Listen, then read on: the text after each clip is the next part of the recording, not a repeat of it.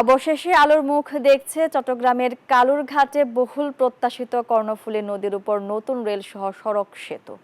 সমীক্ষা শেষে একনেকে অনুমোদন পাওয়ার পর এবার 14 মে ভিত্তিপ্রস্তর স্থাপন করবেন অন্তর্বর্তীকালীন সরকারের প্রধান উপদেষ্টা ডক্টর মোহাম্মদ ইউনূস। রেল কর্তৃপক্ষ বলছেন সেতু নির্মাণের কাজ শুরু হয়েছে, শেষ হবে 2030 সালে।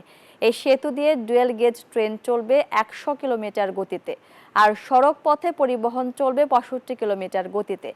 আবু জাবিদের ছবিতে চট্টগ্রাম থেকে নয়ন বড়ুয়াজয়ের রিপোর্টে বিস্তারিত।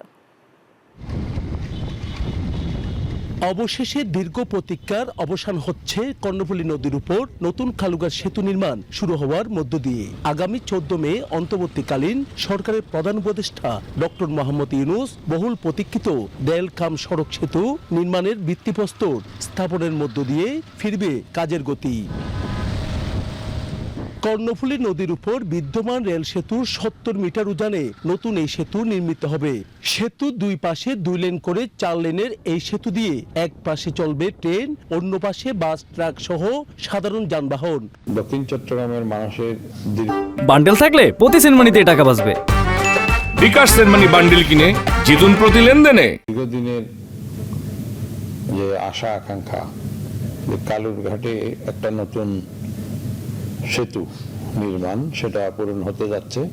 2030 সালে শেষ হবে এই সেতু নির্মাণ, বললেন রেলওয়ের পূর্বাঞ্চলের এই মহাব্যবস্থাপক।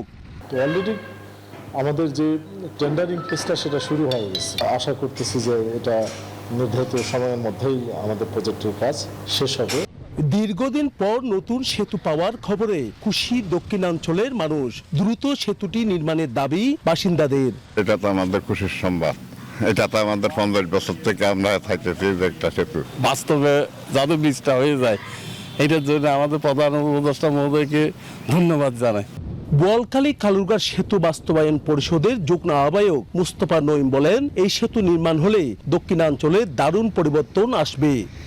আমাদের দাবি হচ্ছে দ্রুততম সময়ের মধ্যে সেতুর দৃশ্যমান অগ্রগতিটা হোক, ভিত্তিপ্রস্তর স্থাপনের সাথে সাথে যাতে কাজগুলো দ্রুত এগিয়ে যায়।